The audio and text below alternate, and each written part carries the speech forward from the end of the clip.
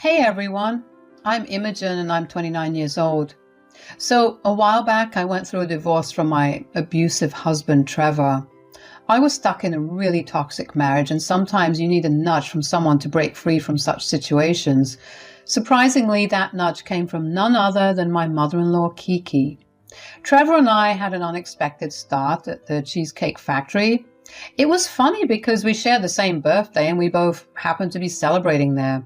Trevor had this charming look with long, slicked back hair and an adorable face. My friends pushed me to go talk to him and get his number, so I did. That's how we started chatting.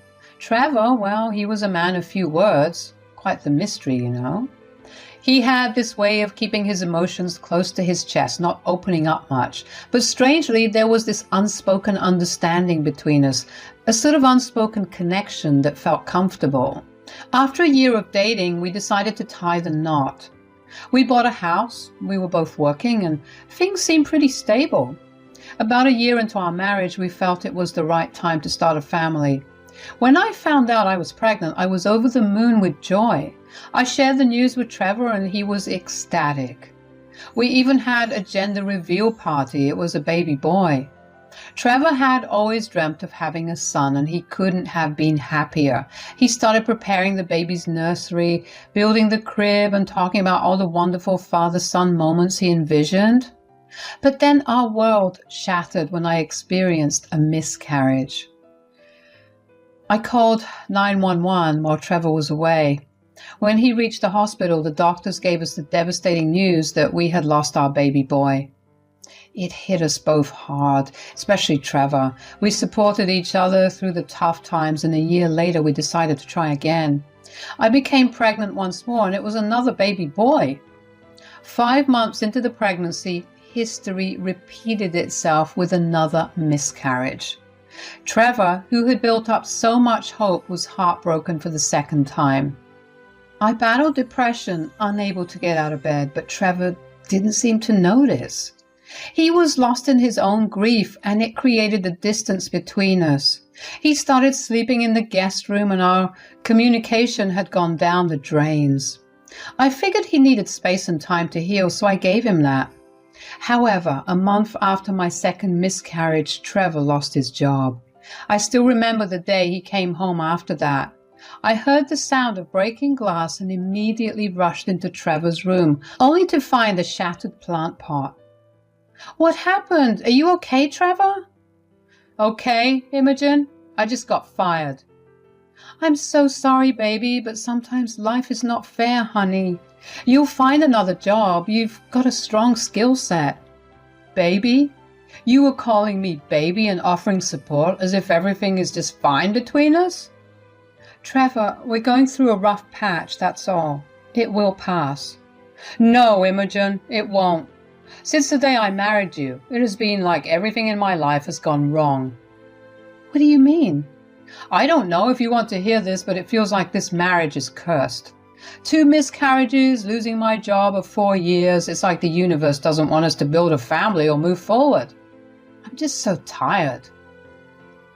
"Trevor, that is not true. We love each other, and we entered this marriage together. Every marriage has its ups and downs. Don't worry, I have my job, and I'll take care of everything until you find a new one. Just leave me alone, okay? Get out of my room." It was the most we had talked about in the last few months.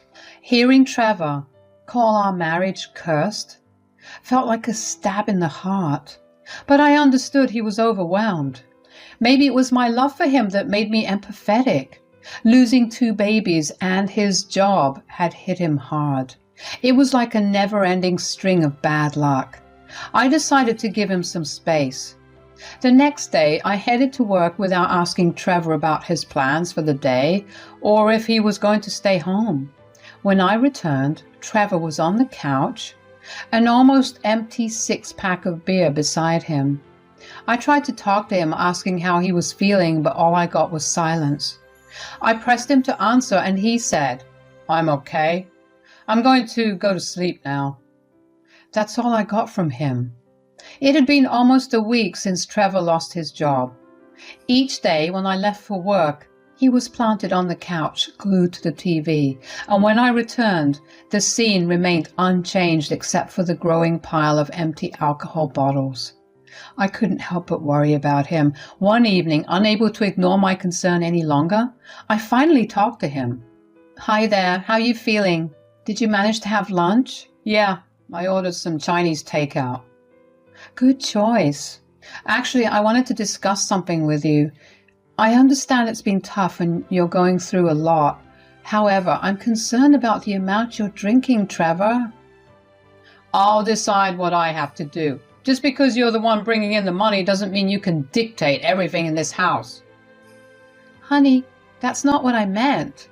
I've been thinking, given everything we've been through, perhaps we could consider therapy, either as a couple or individually. Whatever you're comfortable with. I've been struggling too." "Can you stop making yourself out to be the only victim here? I lost those babies too, you know. I need some air. I'm heading out." I found myself trapped in a cycle of difficult conversations with Trevor. No matter how hard I tried to be empathetic and understanding, he continued to shut me out, invalidating my feelings. It was a struggle and I didn't know what to do. Trevor wasn't ready to accept the help I wanted to provide. Instead, he often said hurtful things, making me feel like it was my fault for our problems. It was all too much to bear and I felt lost. But then, one day, my phone rang, and it was my mother-in-law's name, Kiki. "Hi, Imogen." "Hey, Mom. It has been a while. How are you?" "Yes, dear, it has been long. I called you regarding my son, by the way." "Oh, yeah. He must have told you about the job." "Yes, he did. He also told me how you were stopping him from spending money on himself." "What?" "Well, Trevor tells me everything. Imogen, can you please stop creating a toxic environment for him at home? He has already been through a lot." "Toxic? You must be kidding me." "Well, Trevor told me how you don't talk to him. Asked him to sleep in another room, and you've been making your own rules since he lost the job. Bullying him for it and not talking to him. You are an adult, Imogen. Behave like one. You are his wife. Be supportive." "He told you all these lies, Kiki? Really? You have got it all so wrong. Trevor is at home drinking all day. He is the one who decided to move out of our bedroom, and I even offered to take him to therapy, but he just doesn't want to." "Imogen, don't call Trevor an alcoholic. He barely drinks." "I know. That's why I was so concerned about him. I don't know what happened to him." "Imogen, you are not taking care of my son. Do I have to lecture you on marriage now? I wish he would just leave you. Poor kid." "I can't believe you're saying this. Why don't you trust me?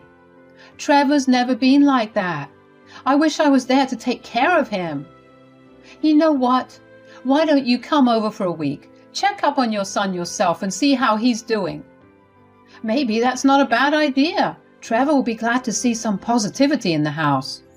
"Sure, whatever you say." I was furious with Trevor for lying to his mom about me when he was the one keeping his issues to himself. At this point, anger was my predominant emotion. Kiki came over to our place, and just as I anticipated, Trevor wasn't thrilled about it. On the morning of Kiki's arrival, Trevor left the house and spent the day with his friends. While he was away, Kiki took over the kitchen and started preparing his favorite meal for him. "I doubt you've been feeding my son well." "Well, I made him breakfast and dinner." "I don't get what's wrong with him. Why did he leave just as I came? My son, I'm just so sickened by the thought that he can't spend a minute in this house because of you." "Kiki, are we really doing this again? These are facts, Imogen. I don't know what you're doing wrong. Are you not giving him enough attention? Is this about the baby?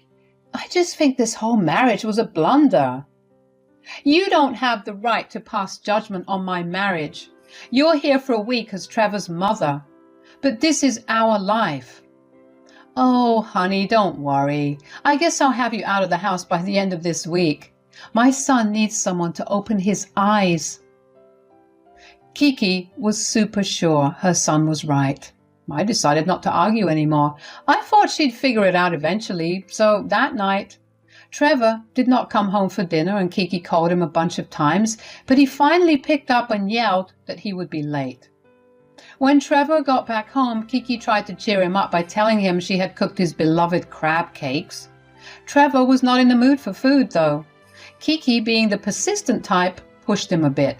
He stormed into the kitchen and dumped the crab cakes she had made into the trash.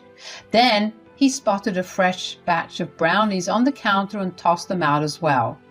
I knew Trevor wasn't in the best frame of mind, but I couldn't help but speak. If you didn't want to eat, you could have been polite. I don't care about stupid crab cakes and brownies, okay? She was preparing those for you all evening from scratch. Also, food in the trash? Are you serious? If you care so much about the brownies, why don't you pick them up from the trash and eat them? The next day, I left for work, wanting to steer clear of their mother-son drama. When I got back, it was clear there had been some tension between them, but I didn't bother asking. When I was home and not at work, Trevor acted like a rebellious teenager, disrespecting both me and his mom. He would say hurtful things about Kiki's character and his dad leaving, and I felt bad for Kiki, even though she thought I was the problem. One morning when I woke up, Trevor and Kiki were fighting. I went into the living room. Trevor, why don't you come with me to the yoga session I have booked for us? It would be good for both of us. Yoga? Seriously, Mom? You think I have time for that crap?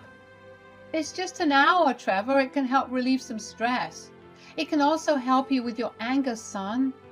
Anger? You want to talk about anger, Mom? Let's talk about how you ruined my childhood with your loose character. The reason my dad left you was I was angry about it.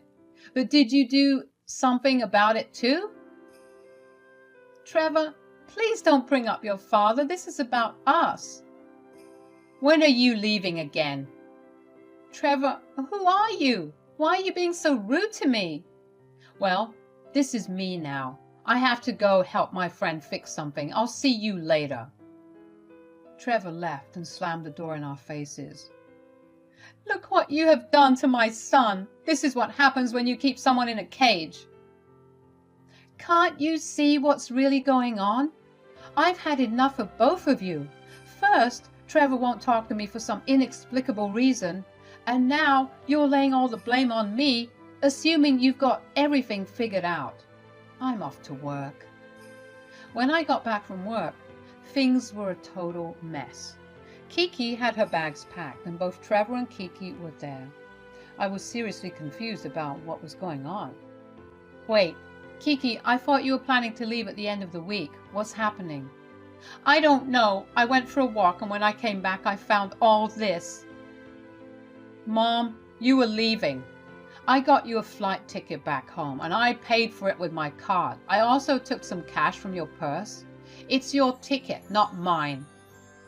But why, son? I'm your mother. Why are you pushing me away? You're trying to control my life, Mom, telling me not to drink, to get my act together. I am a grown-up now. What's wrong with you? I only want what's best for you. Just like when you dated Steve after Dad left and he used to beat me up and you ignored all of it. Trevor, enough! Why can't you let it go? Is that girl putting all these things in your head? To be rebellious? I saw her outside with you the other day. What girl? Shut up, Mom. Why do you have to open that stupid mouth of yours all the time? Trevor grabbed an empty beer bottle within reach and tried to aim it at Kiki. She managed to dodge it, but she hurt her hand and her finger was bleeding a bit. I couldn't stay silent any longer seeing another woman in distress like that. Trevor, that's enough. She's your mom. Get out and don't come back until I tell you to. Stay wherever you want to, but don't come here. I was really baffled by what had just gone down. It was all still sinking in. And there was Kiki shedding tears. I grabbed a glass of water for her and wiped her wound clean. Then I got her seated. My mind was buzzing with questions that needed answers. Trevor never mentioned anything about his mom's boyfriend, Steve, or her past relationships. It was like he kept a lot hidden from me. I knew Kiki had been through a divorce, but she never talked about any of her boyfriends. And this mystery girl she mentioned. I had this gut feeling that the answers I was about to get wouldn't be easy to swallow. Please forgive me, Imogen. I'm sorry I treated you this way, especially knowing what's been going on. Well, Kiki, I need the truth now. What's happening? To begin with, Trevor has been cheating on you. What? With who? How long has this been going on? I don't know all the details, but the other day, when he wasn't home and you were at work, that girl dropped by. I had a conversation with her. She didn't even seem to know Trevor was a married man. Wow. Now it makes sense where he was all those nights. I trusted him and he did this to me. Trevor's dad cheated on me too. I blame myself for the way Trevor is now. I had some abusive boyfriends and I neglected Trevor when he needed me. What's done is done. You did neglect Trevor. But that's no excuse for what he's doing now. You've seen the way he behaves lately, and what he did today was way out of line. I'm not making excuses for Trevor. I can't even recognize him anymore. He needs help. He's becoming the person he once feared. He has become a monster. From one woman to another, Imogen, I'm begging you to leave him. He's abused you and cheated on you, and now he's out there ruining his own life. You have a future ahead of you. I'm so sorry for my son. You should talk with him. You can stay here for another 2 days until you have your actual flight. I guess Trevor has a place he can comfortably stay. So Kiki stayed with me for another day, and we didn't hear from Trevor. No calls, no texts, no apologies. To be honest, I knew the end of this relationship was coming somehow. The way Trevor had been acting and everything, I should have seen the signs. I was beating myself up and blaming myself for Trevor's behavior. I thought the reason for my not being able to give him children led to all this. When Kiki left, I thought about things for a couple of days before reaching out to Trevor. I knew my life would significantly change. I was my own sense of strength. I talked to my parents and I was close with them, but this would have absolutely broken their hearts. I did plan on telling them later, but at that time I decided to confront Trevor first. I called him and asked him to come over, and he did. Kiki told me everything, Trevor. You've been cheating on me despite all we've been through. Instead of being there for each other, you pushed me away and mistreated me. Imogen, I'm not scared of you. Your attitude, that's exactly what I mean. And with the incident with your mom, you need some help, Trevor. Whatever. You've changed so much. You used to be quiet, but this anger, where's it coming from? I wanted to start a family and you couldn't give me that. I lost my job. It's like you're bringing bad luck and then you blame me for being angry? Honestly, I don't want to be with you anymore, Trevor. You're not the person I fell for. So, you're leaving me? That's right. Who's going to handle groceries and other essentials? I don't have a job. I can't even pay for gas. I can't take care of stuff right now. You're such a man-child. Seriously? You expect me to do all that while you're out there cheating on me and treating me like dirt? Come on, Imogen. I'll end it with her if that's what you want. Seriously? Do you think I'm that naive? Am I your money machine or what? It's over, Trevor. After parting ways with Trevor, I found myself on a new and unexpected path. Divorces are never easy. Kiki gave me a call after the divorce. She informed me that Trevor had been crashing at her place and that his girlfriend had broken up with him. Life has this funny way of turning the tables sometimes. I remembered how Kiki had once vowed to open her son's eyes, but it turned out that her own eyes were the ones that truly opened. I decided to set up my own place, and let me tell you, it feels like a fresh start. The Trevor chapter had its share of complications and it left its mark. So I decided to seek help and started therapy to work through the issues and become a better version of myself. In one of my therapy sessions with Alicia, she brought up something. She casually suggested the idea of me becoming a single parent through adoption.